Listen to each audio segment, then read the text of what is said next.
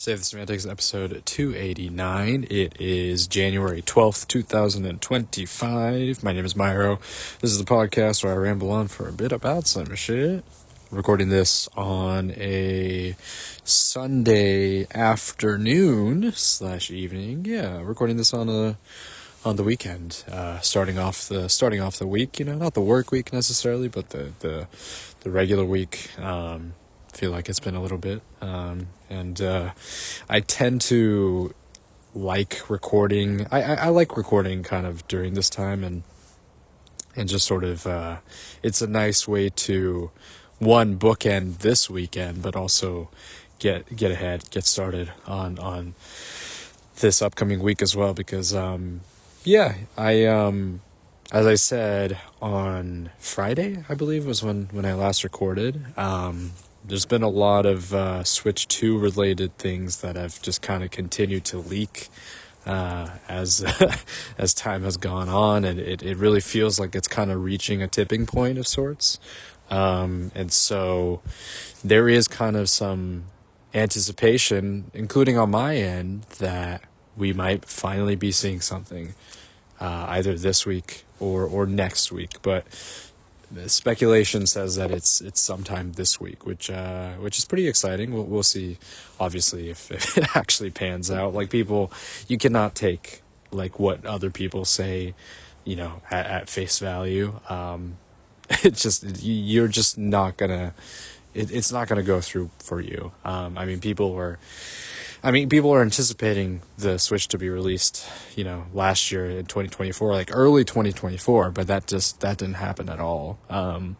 People are anticipating it releasing in September and October, and none of that happened. So, it's like sure, we are having more and more things are starting to come out regarding like some leaks from obviously the production facilities, and then leaks from retailers. Obviously, you kind of have to, that feels a little less reliable than like seeing it in the flesh. But it feels we're kind of reaching a boiling point, and it would be nice for it to see. It would be nice for it to finally get some sort of announcement during this week, and I think there's like some anticipation leading up to it. People, like, even some insiders, some like industry insiders that are a bit more reliable, who tend not to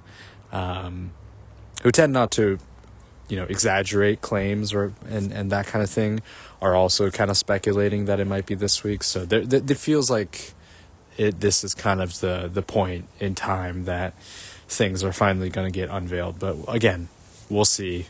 I'm cautiously optimistic because I think everybody is sort of in a bit of a fervor right now to see it. But yeah, I did touch upon, last. I kind of slightly touched upon the Xenoblade X trailer. And I actually kind of wanted to talk about it a little bit more, but I just sort of ran out of steam yesterday, or not yesterday, last recording. So I really like the way the game looks in just sort of the updated graphics, the character models, that kind of thing. I think with the Wii U version, it felt, I think some of the character designs and the models were a little clunky and a little, it's kind of like, okay, they're not exactly who I would want to make, either your avatar or they don't exactly make the coolest characters. But, I think with sort of the blend of it's kind of like a blend of like the Wii U version and maybe the definitive Xenoblade Chronicles Definitive Edition sort of style.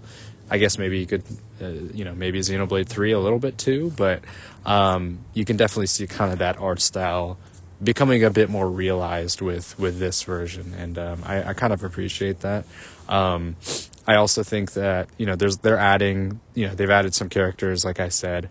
There's going to be additional story content, which is really nice to see. I'm not sure if it's going to be the way it looks. It looks kind of similar to what a future, connected sort of situation is, where there was maybe originally an area of the game that was supposed to be accessible in the base game, but they just couldn't find a use for it. So they reused that area and kind of fleshed it out for the DLC, or the just sort of the additional story content for the Xenoblade Definitive Edition. And it seems like that's kind of the direction they're going in for this game as well. So I'm interested in seeing what that kind of looks like. I do know sort of more or less how the story goes. Like I did watch kind of like a streamer play it like a long time back. So my memories of it are a little fuzzy. But I am more than excited to explore the world on my own, really play through it, really get into kind of the mechanics and that kind of thing.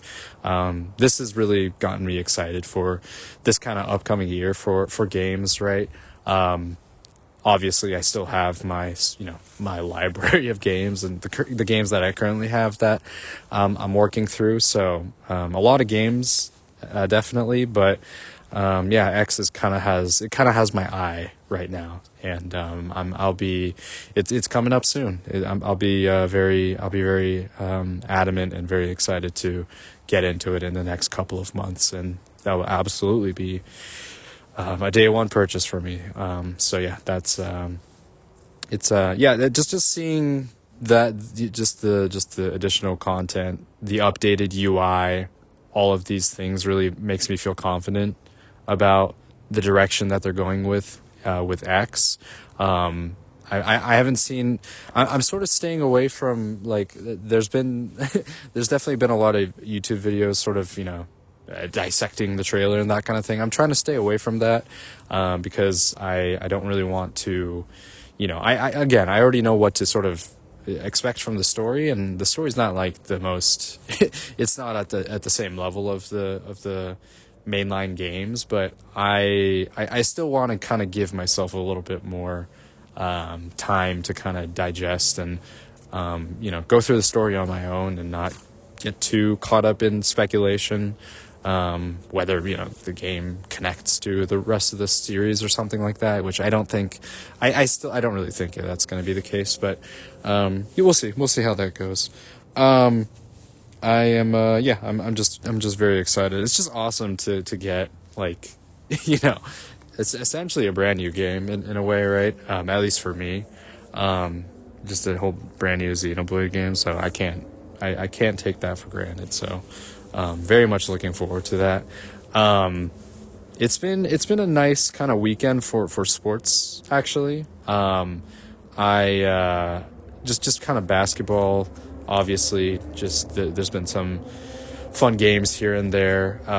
We got a whole slew of games today, Sunday. I watched a little bit of what did I watch? I watched a little bit of the Knicks and the Bucks. The Knicks completely blew out the Bucks, so it wasn't really that much of a contest. But I tuned in to watch a little bit of that. There was also the Kings and Bulls game as well. Which sort of went down to the wire, and that was kind of sort of like a fun little ending there. Kings were able to pull it off. They're on a 7-game winning streak, which is pretty crazy. I don't know if I noted this at all, but after I was someone who was very critical of kind of the Mike Brown firing. Listen, it's hard for me to really tell because I'm not a fan and I'm kind of just like an outsider looking in, but listen, I still think they did him dirty. Like, that the way that went down was pretty unprofessional and shitty. But it seems like, I don't know, maybe there was just a bit of a disconnect between him and the players. But it's just such a shitty way to go about things. It's like, how do you go from having a coach that essentially got you to the playoffs and then just get rid of him like that? I don't know, but it seems right now with what they have, there seems to kind of be a bit of a new sense of rejuvenation for them. So that's good for them. It's like it would be very disheartening, I think, as a fan to just like, after 2 years of what it feels like competent basketball, after so many years of, dysfunctional basketball, I think it would be disheartening to just kind of, let that go so easily. So, yeah, it's cool to see kind of that turnaround for them, and I'm sure fans are happy to see that as well. So, I mean, they're like what, on the second biggest winning streak outside of the Cavs right now, I think. So that's something, like a 7-game winning streak is not anything to scoff at. So it's like, I mean, I still think there is kind of this sense of maybe like kind of like this honeymoon period for the new coach. That just kind of happens, right? But I don't know, something's working, I guess, and something wasn't working with Mike Brown. So that's kind of that's a bit of an interesting situation there. But I mean, look, it's good that it seems like they've managed to turn things around for the time being at this current state, and maybe they're moving forward in a positive trajectory, right? And there's also still a lot of season remaining, so it's possible for them to still get into playoff contention. I think they're still sort of in the play-in area, but based on what I saw between like game breaks and standings, like they're not that far away from at least getting into kind of the lower half of the bracket. So that's still very much up for grabs. So yeah, good for them. I talked a little bit about the NFL and football and that kind of thing. Again, I am not someone who is like a big football guy, but it has been fun to kind of just tune into playoff football.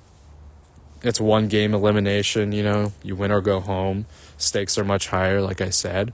So this morning, I came back from visiting a friend yesterday, and they started the game early, man. They started at 1 p.m. Eastern time in Buffalo. It was the Bills and the Broncos, and I think the first half was pretty fun. It was pretty close for the most part. The Bills eventually sort of ran away with it, but the first half was pretty interesting, right? Like Broncos were kind of the underdog in this. They were the away team playing in Buffalo, and that kind of thing. So that was sort of like you got like a glimpse of maybe like a potential upset in the first half, but it just didn't materialize for them. I don't really know how to talk about football. Like I don't know, it's just like, oh, this player played well. Like the quarterback threw a lot of touchdowns. Like and the defense looked good. The coverage was good. I don't know how to talk about football. But it was fun, man. It's fun. And it kind of, I feel like what I, as a very casual fan, an even more casual fan versus me as a basketball fan, the way I view football is just like, you really are learning as you go.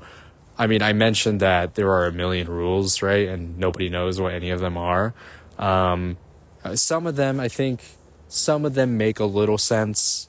Okay, I get it. Like, obviously, in some instances, you shouldn't, because there was this one call that I remembered. I think one of the Buffalo players, like he got a catch, but after he caught the ball, he stepped over someone, and so that was like considered unsportsmanlike conduct. And I was like, all right, I get that. That's a little, I guess maybe in the an NBA equivalent would be a flagrant one or something like that, you know what I mean? Or technical, I guess, would probably be more accurate. So I guess that kind of makes some sense, but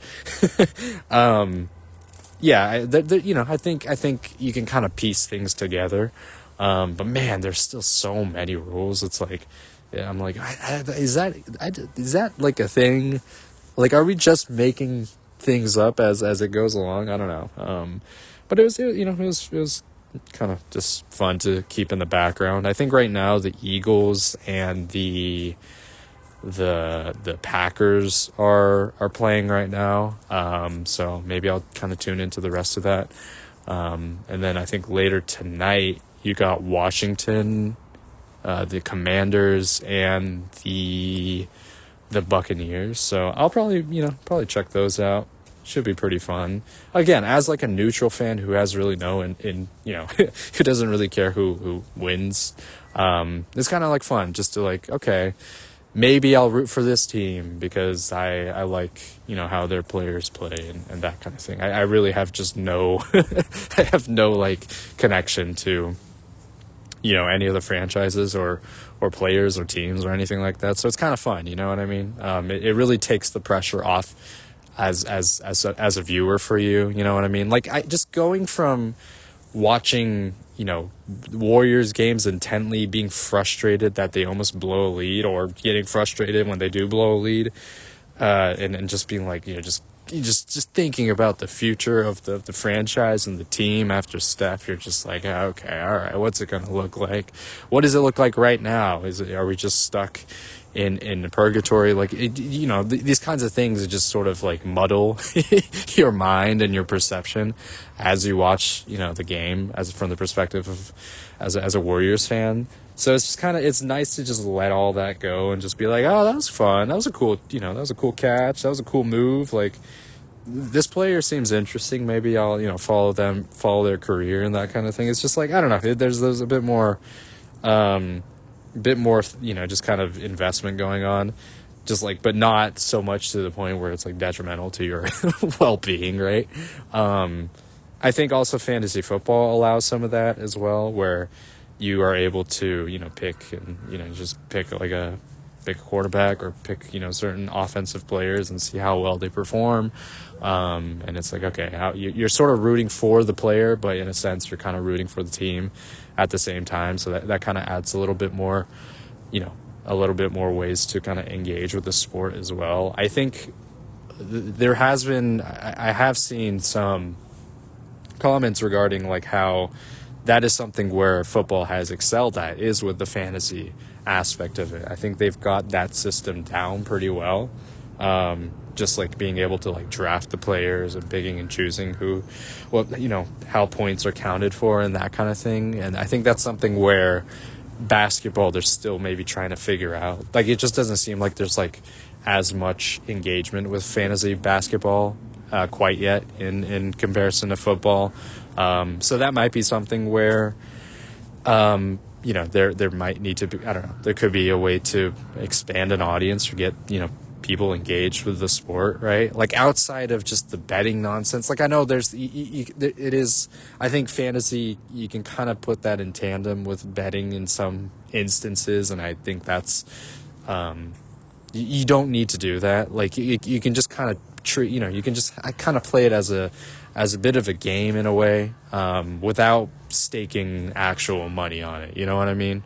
I was part of a fantasy league with coworkers, and that's like a fun way to, engage with the sport. And I learn about players that I didn't know about, but I'm not like losing actual money. Like, so it's just like, why do you don't need to go through all of that. You know what I mean? So, I feel that, I don't know, there needs to be, I think there needs to be, there are more ways to engage the, new players with the sport outside of, monetary incentives. I think it's just, it can still be fun without without the gambling aspect of it. Look, you can still, if you can do it responsibly, sure, but I don't want to go off on another gambling rant. Like, I've talked about gambling. I spent a whole like episode, several months ago, just like going off about it. Like, I don't need to do this again, but you know what I mean? Like, there's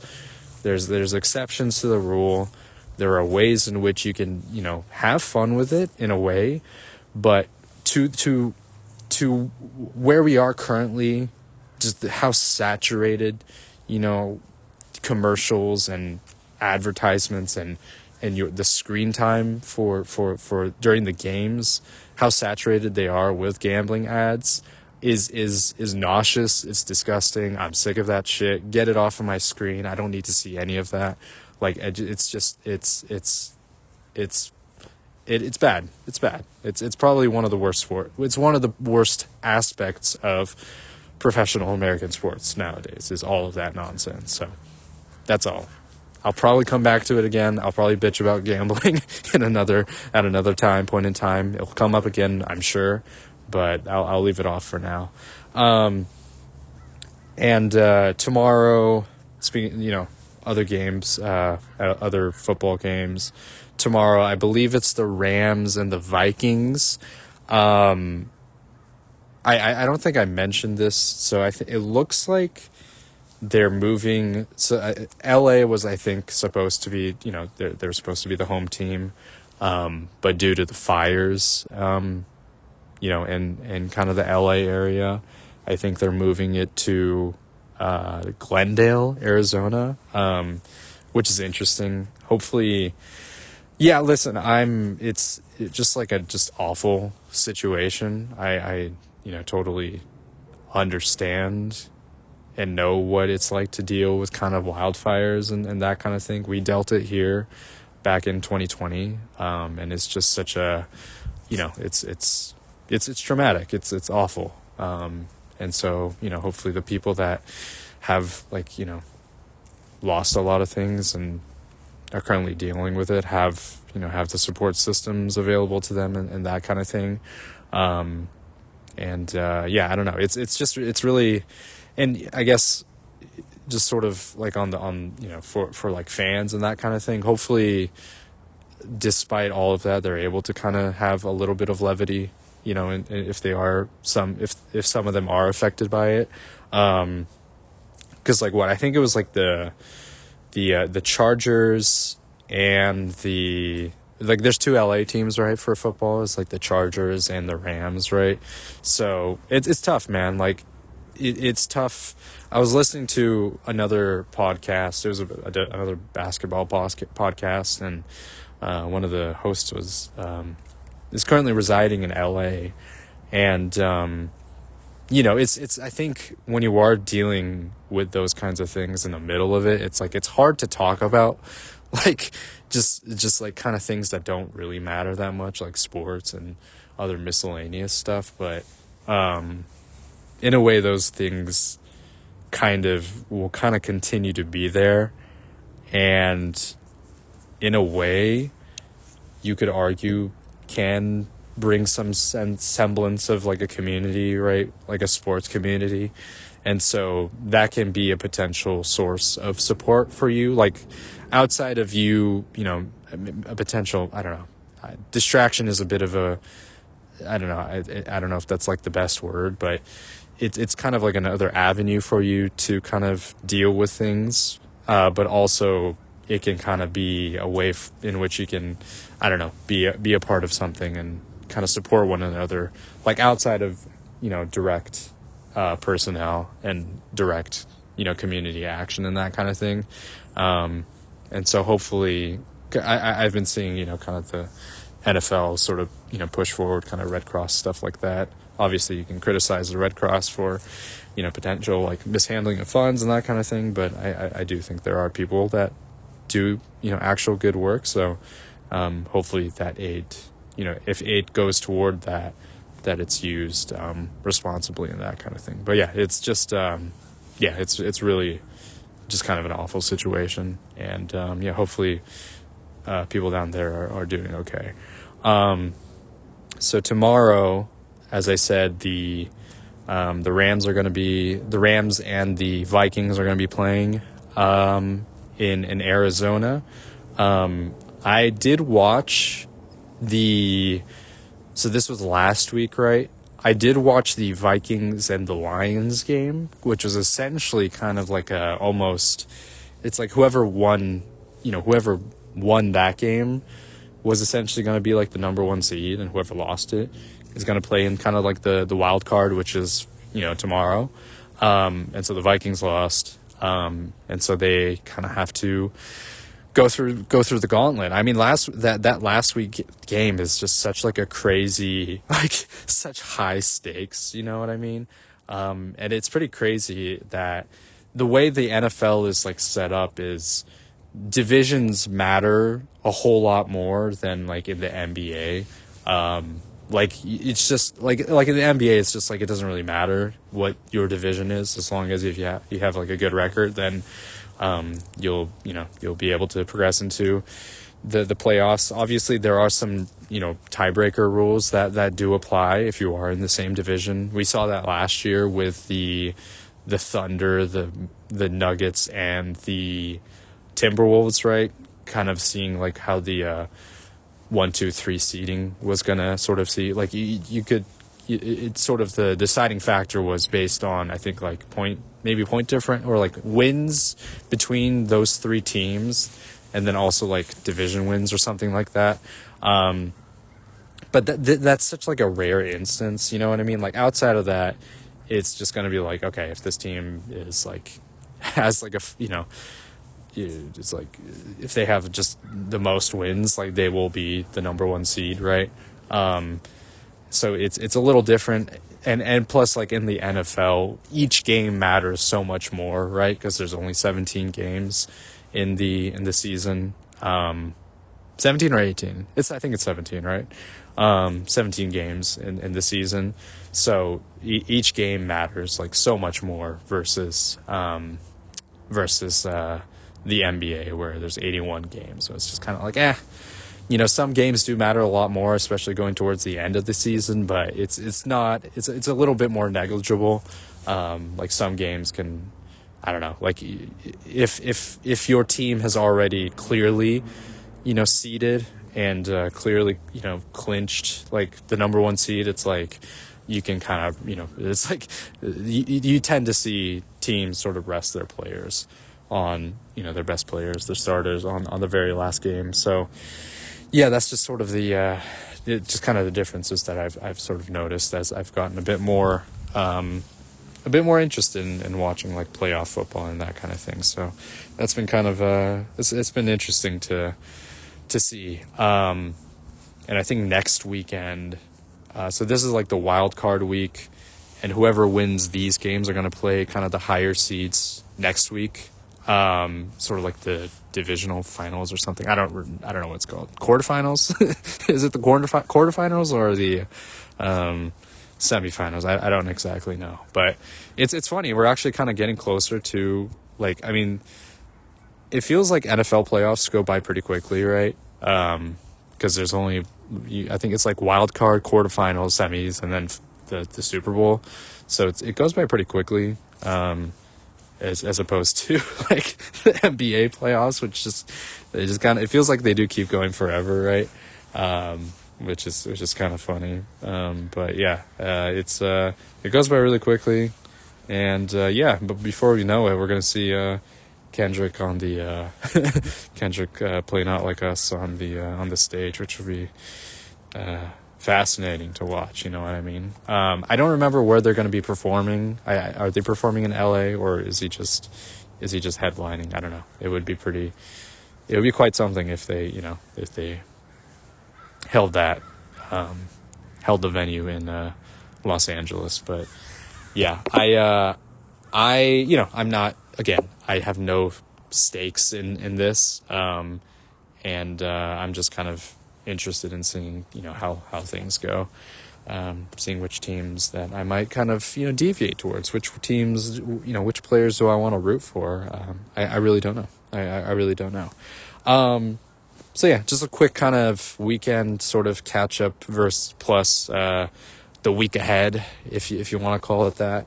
There's some cool stuff to look forward to. Some potential things might pop up. Again, Switch 2. You never know. Is Nintendo actually going to say or do anything? We will see. Or are they just going to hold on tight until everybody goes insane? We will see how that goes. But yeah, I mean, listen, if a reveal happens, I will be talking about it probably on that day. So I guess stay tuned for that. Stay tuned. I always say that. It's like it's going to happen like right after. I'm going to edit it. So anyways, that's going to do it for now. I will catch up back up later this week. All right, recording this on Thursday, January 16th. Let's just cut to it. Let's cut to the chase. Switch 2 was finally revealed early this morning for me at least. I think it was around like 5 a.m. Just the trailer, just like the kind of a very brief overview of the Switch 2 was announced. I kind of just woke up a little earlier at that time, not to, because I wasn't expecting it to pop up, you know. I'll talk about kind of the lead up to it, but I just woke up sort of before 5, just kind of bleary eyed. I just couldn't. I go through these like weird sleep patterns where I just wake up a little earlier than I usually would want to, and it just kind of throws me off my whole schedule. But and I was just like, I don't know. I'm just just kind of thumbing through my phone, and then it just like finally just like popped up. I'm like, oh, all right. I guess I'll watch it. Like, I mean, it was only 2 minutes long, so. But yeah, exciting stuff. It wasn't like, basically the trailer showed kind of everything that was kind of expected, because of what has already leaked previously. It just kind of confirmed all of the things, the kind of the inverted colors, the sort of the size, and the fact that there's just the whole specs, all of it was pretty much down to a T. And so I think maybe some of that like surprise factor in terms of like, if you want someone who isn't, who is like not up to date or just like not in the news at all, this could be like, oh shit, I didn't realize there was a whole new, Switch that was coming out. But for people that were paying attention like me, it was kind of, it was sort of expected. I mean, in terms of just kind of what had already been shown by leaks and stuff like that. So, not a huge surprise by any means, but I think it was still, a solid kind of, initial trailer. They're going to have a direct later in April, which feels kind of like a long time, but, there's been speculation that there will be like a February direct as well. So that's probably going to be kind of one of the last, that's going to be like the final, I mentioned before that I think it was like October or September was sort of like the final Switch 1 direct, but I think this February one is going to be the last, like, original Switch software focused direct, and that kind of seems to be in the rumblings a little bit. So that will kind of be the thing holding us over until we get to that April direct for the Switch and kind of the blow up for that time. So it might seem a little while. Honestly, in terms of timing for me, pretty good timing. I'm not anticipating getting the game or getting the console at launch or anything like that. I'm going to have to see the price. I've already mentioned this over and over again. Price, what games are going to be on there. All of these things are going to, be a factor in that. But I think really just the actual official confirmation from the video that most games are gonna be backwards compatible, including, physical cartridges and that kind of thing. So that's pretty huge. I'm very happy to hear that. Obviously, we'll see kind of what the performance upgrade is going to be like if we, play certain games on Switch 2 that are, original Switch games. We'll see like what kind of, how significant of a difference it makes. But yeah, it's finally here. The kind of the lead up to that point was pretty funny, right? I talked about it earlier this week, how we were, anticipating that it was going to happen this week. Heavy speculation. A lot of people corroborating that it was going to happen.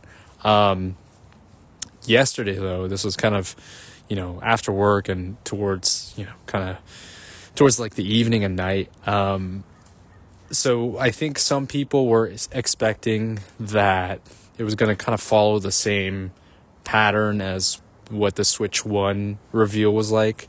Essentially, Nintendo tweeted out kind of a little teaser of, sort of like, letting people know that there's going to be a showcase of sorts or a trailer for the Switch, the original Switch. That didn't happen this year, and so people are really just like, it was pretty funny just following along. Like, people were just getting real antsy. They were like, we're ready to just crucify the leakers because they lied to us. Like, they said it was gonna be, you know, January 16th, and they lied to us. We'll never believe anything they say. And it's like, it's just, it wasn't even like, it was like, this was yesterday, by the way. Like, people were saying, like, the leakers were mainly saying that it was going to be on the 16th, so it was like, okay, like, sure, if we followed along with the original formatting of the way, the schedule of the original release, then yeah, it didn't really follow along with that, but it was just kind of like, I get it, like, it was kind of cutting it close, but it was really funny to see people just like freak out, just lose their minds over it. People were going more crazy about the fact that it wasn't showing than when it actually revealed. I feel like, you know what I mean? It's like, it's just kind of like it was kind of just a sigh of relief, like we're like, oh, we're finally here after years now. Like, it's been at least, when it really started to kind of pick up, it's been at least a couple of years, and now we're finally here. We just have to wait a few more months for, the official kind of event. We're probably going to get everything, games, specs, how games are going to perform, what are going to be the main things that are going to be different, all that. That's going to be the big thing.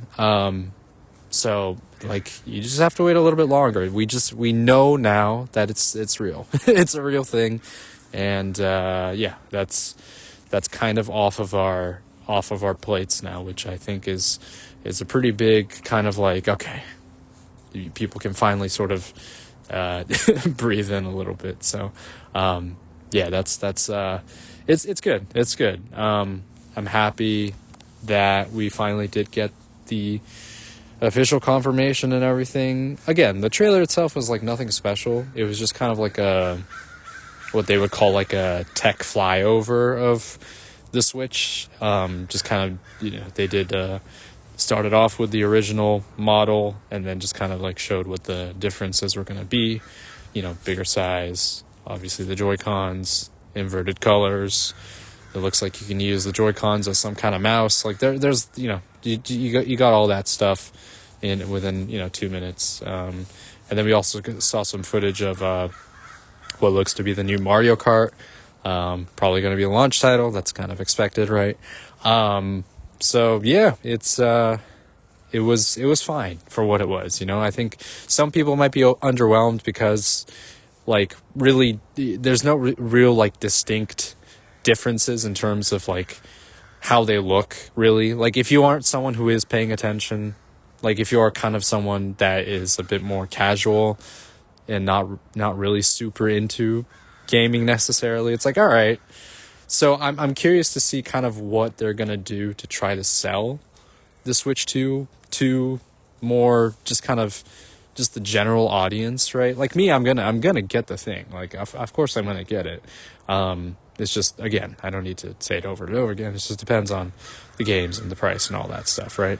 I have my own personal, my own personal kind of wants for the console, but in terms of selling it to the broader audience, it's like I'm curious, like, what is going to be the hook for them, right? It's like, okay, sure, like, we got newer games, we got better games, we can play these games at a higher, graphical capability than the previous one.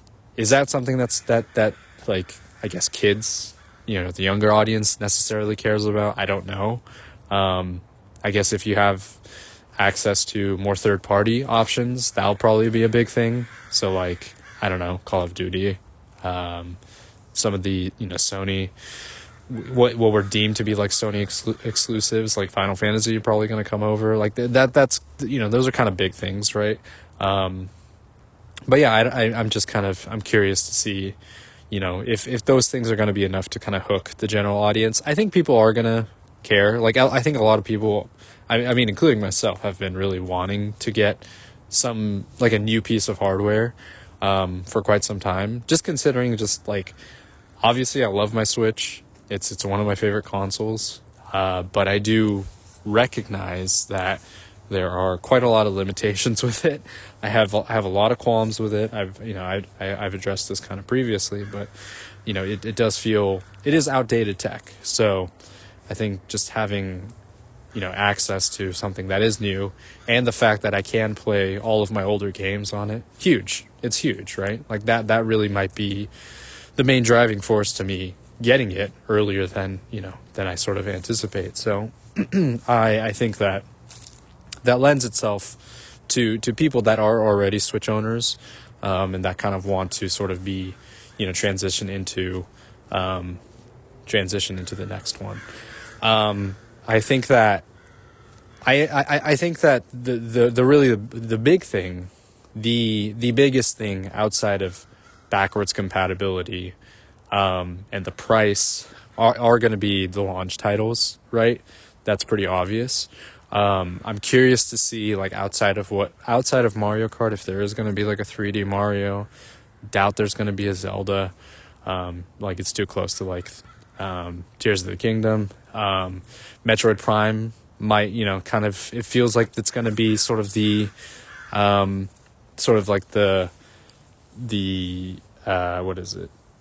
Both generation type game. Although it's like, if it is backwards compatible, it's like, why, like, what is kind of is it worth getting the Switch 2 version of the game versus what's the distinction gonna be? Like, is there gonna even be a distinction if you are to get the upgraded version of the game? That's what I'm kind of like, I don't know what you would kind of do to convince, cross generation is kind of what I meant, or cross platform, right? Like how, like, people are obviously gonna want to get, I think most people, well, I'll say, I think a lot of people would want to get the best and greatest version of Metroid Prime 4, right? Which will probably be the Switch 2 version, if that is the case, right? But I just don't know what would be kind of the, I don't know. Are they going to do that? Are they actually going to make it cross-gen? Like, is there even a point to it if you can already play the Switch version on the Switch 2? Like, it's like, I don't know. That's kind of interesting to me. So I saw the news. I kind of, read through some other posts and, conversations and stuff like that. And I think I think most people are pretty happy about it. Again, I think it's really just mostly a sigh of relief. It's just the confirmation that the thing is real and everything like that. But I am interested in seeing kind of what the wider audience reaction is going to be. Because this was like a pretty simple trailer for the most part.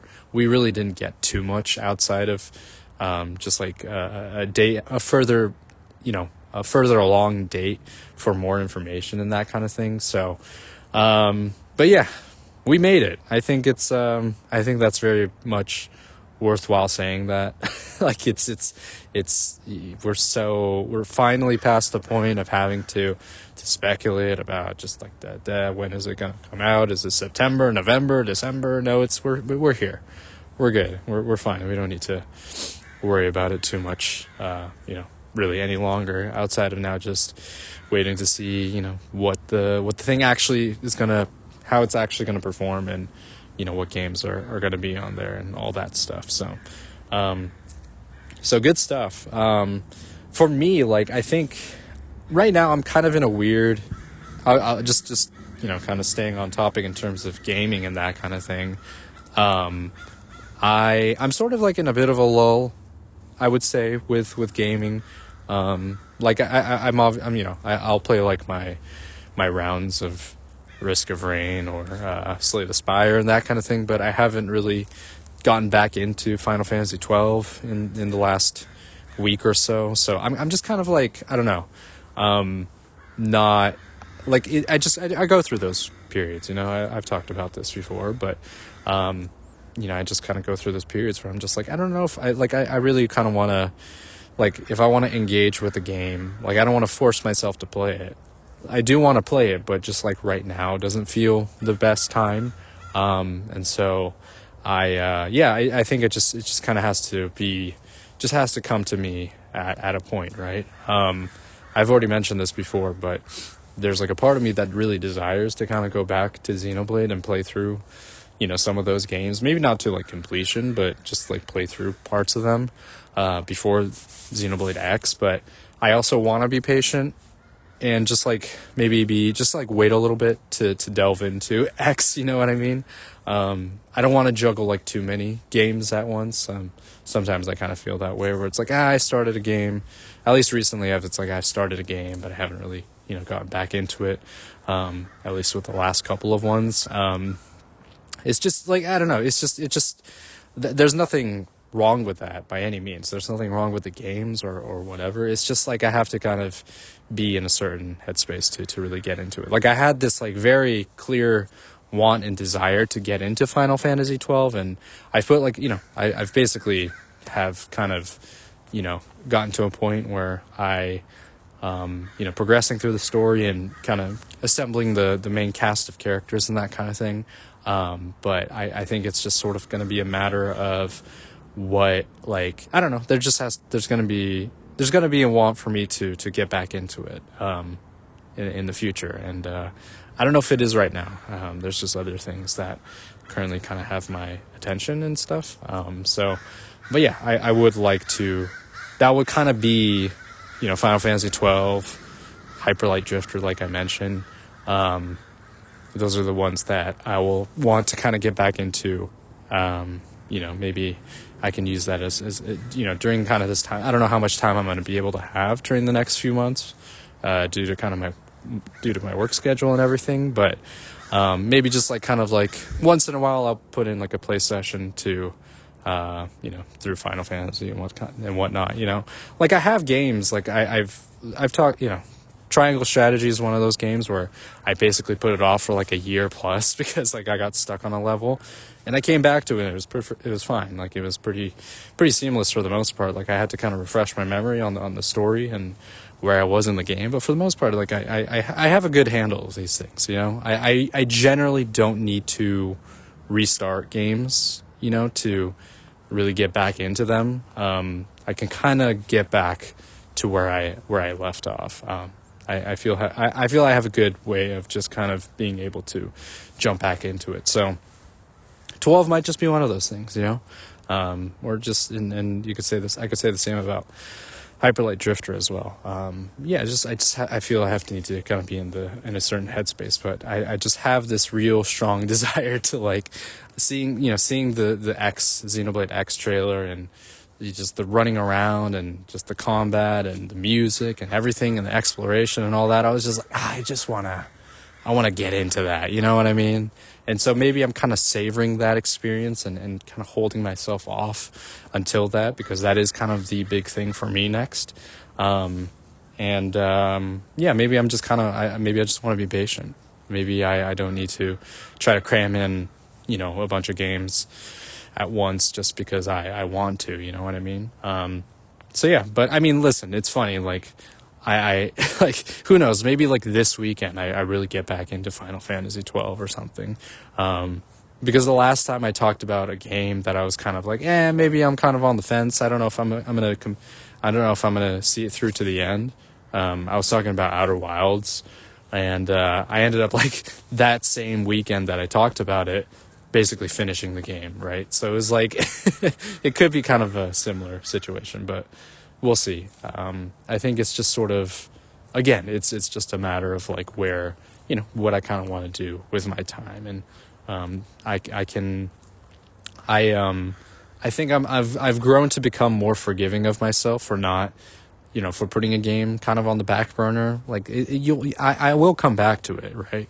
Yeah, that's just kind of how it goes. I just, just being patient and everything. There will be a time where I desire playing it, and right now it's just maybe I'm just not feeling up to it because I have other things. That's That's all I got to say. But yeah, Switch 2 finally here. Really, this is really kind of the main reason. Like I said, I was like, that's kind of that's going to be the big thing that I want to talk about. But yeah, now we got it. I think there's going to be some more things that probably will come up in the next few weeks, few months, I would say, leading up to April. Obviously, like I said, next month, maybe there will be, potentially there's going to be a final kind of Switch 1 direct, and then afterwards we just sort of kind of go back into, getting into kind of the thick of it with Switch 2. But I think there's sort of anticipation also that third parties, other publishers and other developers are gonna, kind of try to kind of release their own news about their own games that are going to be coming to Switch 2, and so that will be something to kind of look out for.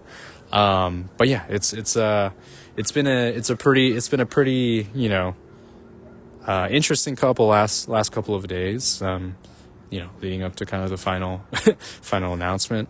But yeah, and then we just got a few months to go, and we'll be right there. I'll talk a little bit of basketball. Right now, the Cavs and the Thunder are playing again, so that's pretty fun. Kind of a rematch of last week's game, so I'll probably be watching that a bit more tonight. Warriors played last night against the Timberwolves, and they eked out a win. Not a very convincing win, but still a win. They had like a 20-plus point lead, and they almost blew it. I was kind of half expecting that they would, lose in kind of a heartbreaking fashion. I was kind of ready for it. I was like, yeah, you know what, it might happen. But they pulled through. They're back at 500 now. I there were comments over the last week or so from Steph, from Steve Kerr, from Draymond, regarding kind of the state of the team and the franchise and everything like that. It feels, and it's a little it's a little disappointing, I would say, as a fan, to kind of hear that they're almost acknowledging that this is kind of what the team is going to look like up until Curry retires. Like, that's kind of the implication that I am getting. I don't know what the moves, like, it's like, I want them to do a move. It doesn't seem like they're willing to kind of, make, I don't know, like it'll be different. It just obviously, Curry and Steve Kerr and, Draymond, they're going to have some sort of say in terms of what moves are going to be made, right? Like, they're going to have some sway in that decision at the front office, whatever Mike Dunleavy does. But ultimately, they do have the kind of the final call in that. So it's like, what is the best thing to do for the franchise? Is kind of like sort of their whole like spiel and whole perspective, which is kind of like, okay, it's such like it is such a different perspective from like a LeBron, you know what I mean? Where it's like LeBron generally wants to compete, like, for every team he's on, right? And he kind of has a lot of persuasion and power and that kind of thing. Steph has never done really anything like that. He's never been like, he's never shown like really clear dislike or disdain for any of his teammates, really. You could argue maybe he had, some qualms with James Wiseman, but even then it was mostly just kind of him being frustrated as opposed to really calling him out, right? Publicly or anything like that. At least we don't know exactly what happens behind closed doors, but we never got like a sense that there was like real trouble there. This is really mostly from Steph's perspective, right? Like, obviously with Draymond, there's been just a lot of instances of things not, just falling apart kind of around him and his actions, whether it's his suspensions or his, the Jordan Poole situation and all that stuff, right? So it feels like, just based on their comments, and if they do have influence over the front office in some ways, this might be it. This might be the team. They might make kind of moves at the fringes. This year might just kind of, this is what we're gonna be. I don't know if they're gonna make any other moves. They did trade for Schroeder, which I think it was like a good decision. I feel, you know what I mean? It just hasn't really worked out. The fit has not been there. I get, like what I said, I feel like he should be a bench player, not really a starting guard. He would work really well off the bench, leading, the bench unit and everything, but it just hasn't really materialized. So I think that, I think there's I'm going through kind of it's a little dramatic to say this, but going through the kind of the 7 stages of, grief or whatever. It's not that big of a deal, but you know what I mean? It's just kind of like bargaining and denial and all that stuff, right? It's eventually going to lead to, and I know this, I know that I'm just delaying the inevitable.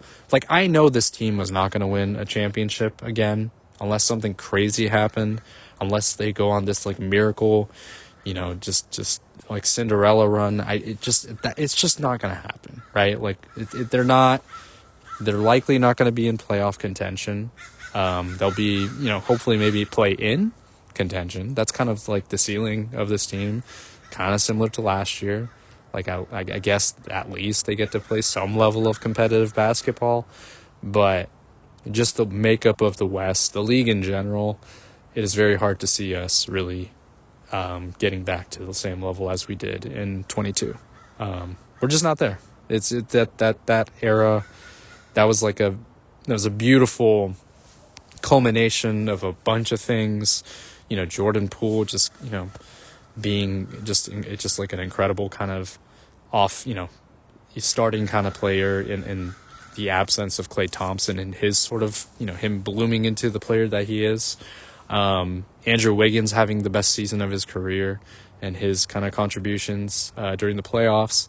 You got just across the board, like everybody just was it was such a just a well-oiled machine, just across the board. And obviously Steph took us to the end, and he took us there. But it's been 3 years and that's a lot of time in basketball terms. So I think that Steph is older. He's older. He knows his limits. This might be where we just have to accept it, right? Like, I was honestly kind of there at, the beginning of the season, or like preseason. I was like, I'm not expecting too much. And then they went on this like 12-3 record, and I was like, oh shit, maybe, we were like number 1 defense. It was like top 10 in net rating across, like number 1 seed for a little bit.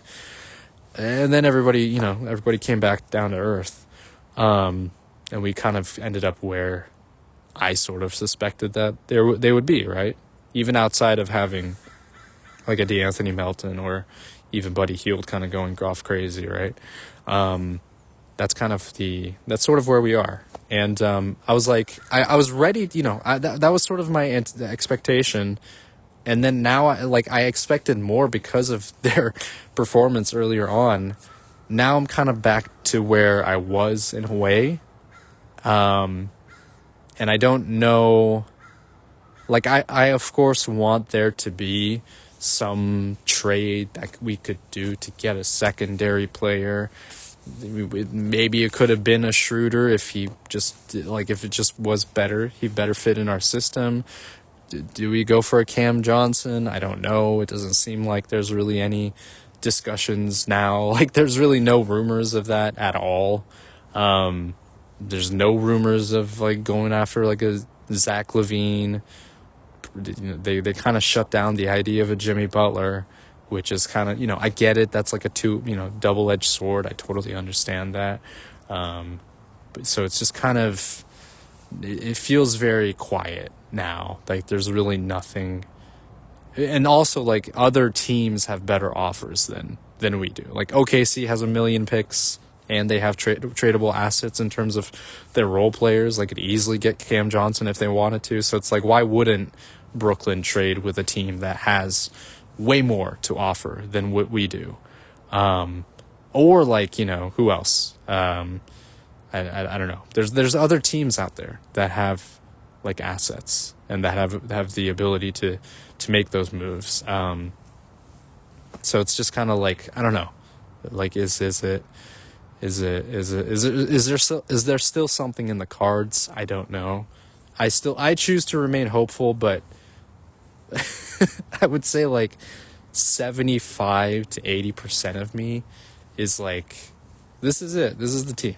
And I think it kind of sucks, but look, it's where we are. We just kind of have to accept it.